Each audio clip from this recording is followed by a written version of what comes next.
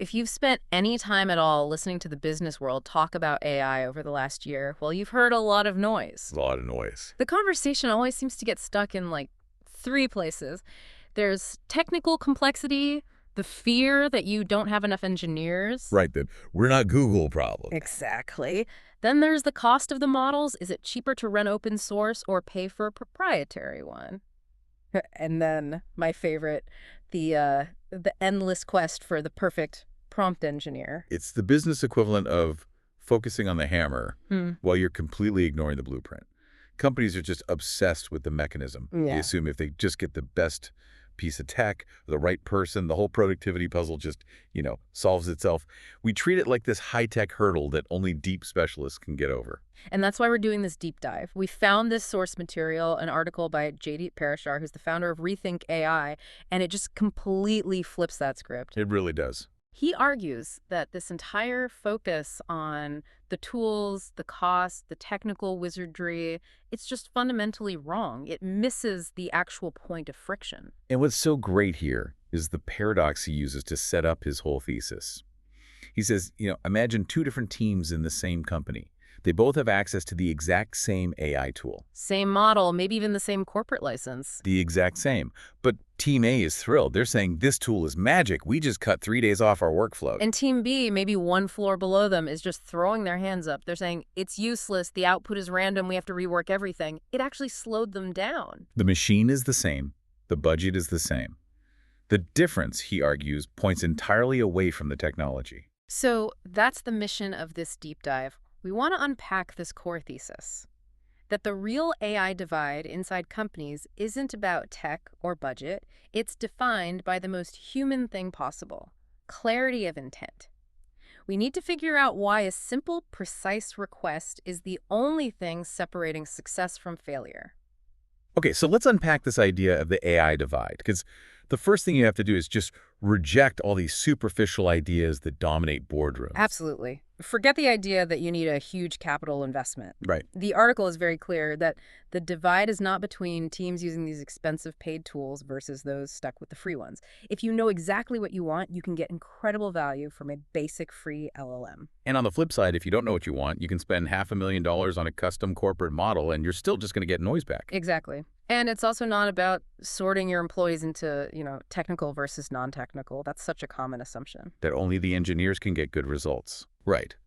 But a clear, focused request from a marketing executive who knows what they need will beat a random, technically sophisticated prompt from an engineer every single time.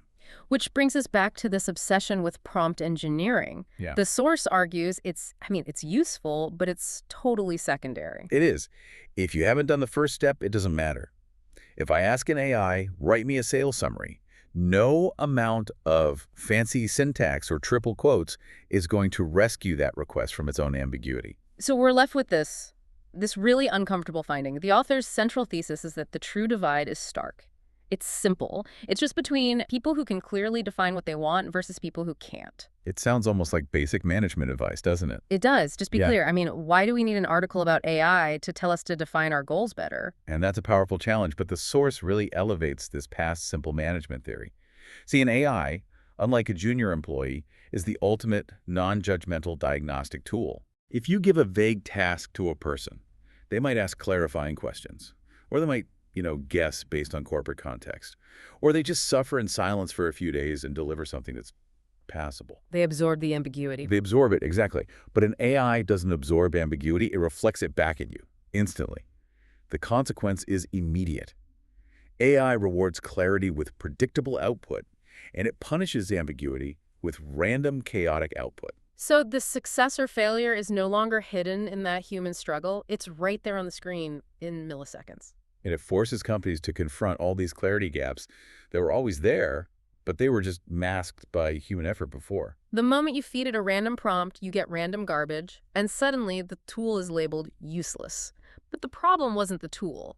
It was the lack of definition that was already baked into your process way before the AI showed up. And that reflection is why definition becomes the single most critical factor, far more important than the model's quality or its cost. If your definition is fuzzy, your result will always be noise. Okay, so here's where the source moves past that abstract idea of be clear It actually gives us a toolbox. It lays out a specific checklist, a predictability formula of 4 things that must be defined for any AI interaction to be useful. This is the real practical core of the article. It tells you exactly what those successful teams are doing. And the first requirement is defining the outcome. This isn't just saying, write something. It's specifying the format, the length, the immediate use. Let's use an example here. A random request would be, write a summary of our Q3 financial results. That's way too open. Way too open. The clear, high-leverage request defines that outcome precisely. It would be something like, deliver a bulleted 3-point summary, 150 words max, designed to be read aloud by the CEO at the all-hands meeting. Wow, okay. You've defined the format, the length, and the ultimate purpose. Yeah. That dramatically limits the AI's randomness in a way that generates predictable value. And that leads right into the second piece of the formula, which is defining the audience. This sounds so simple, but the implications are huge. If I don't tell the AI who's reading this, how can it possibly pick the right tone or complexity? The random team just assumes the AI will figure it out. The high-clarity team specifies, this is for a non-technical audience of new hires, or, the opposite. This is for the board of directors, requiring formal language and an emphasis on risk mitigation. And that one difference, the audience, it changes everything. If it's for the ops team, you want a simple language. If it's for an executive committee, you need strategic framing and, dense, high-level terms. Defining the audience is defining the voice. The third requirement is defining the constraints. These are the boundaries, the rules the AI has to follow. And these are often the unspoken rules of your company that an AI has no way of knowing. Right, and the source is very clear here that this is not the same thing as prompt engineering. Prompt engineering is about syntax. Defining constraints is about governance. Exactly. Constraints are things like, do not use any proprietary information or data generated after January 1st. Or, the tone must adhere strictly to the legal department's approved brand voice guidelines. Or even, you must cite 3 sources from our approved media list. It's like ordering food. If you just ask for something good, who knows what you'll get? If you ask for a hot, spicy vegetarian curry that uses coconut milk and has to be ready in 10 minutes, you've defined the constraints. The output is predictable. And finally, the fourth requirement, and this one might reveal the most about your company's health, is defining the standard of quality. What does that mean in a business context? How do you define good for a machine? Well, this is tricky because it forces the human user to define success before they start. Does good mean the AI is responsible for a 95% complete draft? Does good mean it perfectly adheres to the style guide? Or does good mean it's legally compliant and ready for public release? So if the human user hasn't internalized the standard of quality for their own job, which, let's be honest, is a huge problem in a lot of organizations, They can't possibly transmit that standard to the AI. they won't even recognize success if the AI delivers it because their internal definition of done is missing. So let's go back to our starting paradox, the team that calls the AI magic. They are defining the outcome, audience, constraints, and quality every single time. They are setting the rails for the train. And the team calling it useless is just sending these vague requests. They're asking the tool to guess all 4 of those crucial parameters. The AI output just becomes a perfect mirror of their own ambiguity. Yeah, this source material has this great quote that sums up the psychological impact. It says, noise creates fear. Clarity creates confidence. That shift changes outcomes. That's a powerful way to put it. When the output is noise, users lose confidence, they fear wasting time on it, and they stop trying. It's a psychological failure of adoption. But when they know the 4 parameters to define, the outcome is predictable. That generates confidence, and then they lean into the technology as actual leverage. The issue is rarely a technological failure. It's a failure of human definition. So if clarity is really the currency of AI success, then we have to move this conversation from individual prompts to organizational strategy. How do companies build this clarity at scale? That's the strategic implication here. The author argues that democratization of AI is not just about making a tool available to everyone. True democratization requires building a culture of clear thinking that ensures everyone is working from the same playbook. So AI isn't just a tech rollout. It's more like a diagnostic tool for how well your company already defines its work, its ownership, and its standards. Absolutely. If your internal processes are muddy, the AI will fail consistently. If your culture values precision, the AI will fly. So how do you get there? Well, the source provides a 4-point organizational checklist. These are the cultural shifts you need to make AI functional leverage for every department: marketing, sales, HR, not just the engineering team. Okay, what's first? The first and most foundational is establishing clear goals, and not just goals at the executive level, but goals that are cascaded down and understood across the entire organization. So for a sales team, a vague goal is increase revenue. Right. A clear goal is increase recurring revenue by 15% from existing clients using the new retention strategy. That clarity provides immediate guardrails for any AI-generated sales script. The second point is clear owners. Who is actually responsible for the AI output? Who has the final say on the constraints and the quality standard? If ownership is ambiguous, the outcome will be random.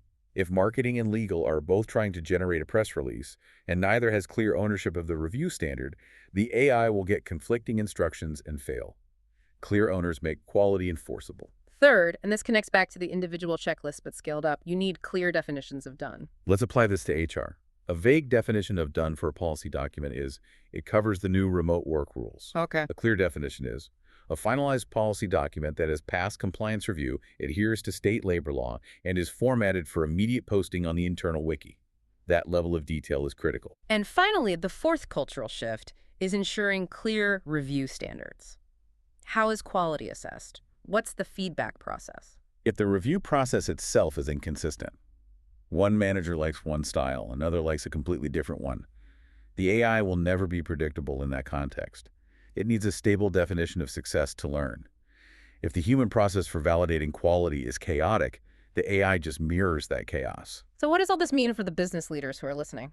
I think the final message from the source is that this laser focus on clarity, on defining goals, ownership, standards, that's the real path to democratization. It is. It takes the mystery out of AI. It makes it functional leverage for normal people inside normal teams. It turns AI from a magic trick into just a predictable part of the workflow. And it fundamentally shifts the responsibility for AI success away from the machine, the algorithm, the tool, and puts it right back on the management processes that should have been in place long before the AI ever arrived. This has been a fascinating deep dive. I mean, the core insight here is that the most critical investment a company can make in AI isn't capital for software. It's intellectual. It's the commitment to absolute clarity. And that clarity leads to a pretty powerful final thought. Hmm. If AI's success depends entirely on our ability to precisely define goals, constraints, and quality, then the greatest barrier to leveraging this technology isn't technological at all. The barrier is the existing, tolerated ambiguity in our human organizational processes. So it raises a really important question for every organization right now. How much clearer would your internal communication have to be to make AI consistently predictable? A metric that tells you more about your management than your machine. That's a great place to stop. We appreciate you diving deep with us today. Always a pleasure.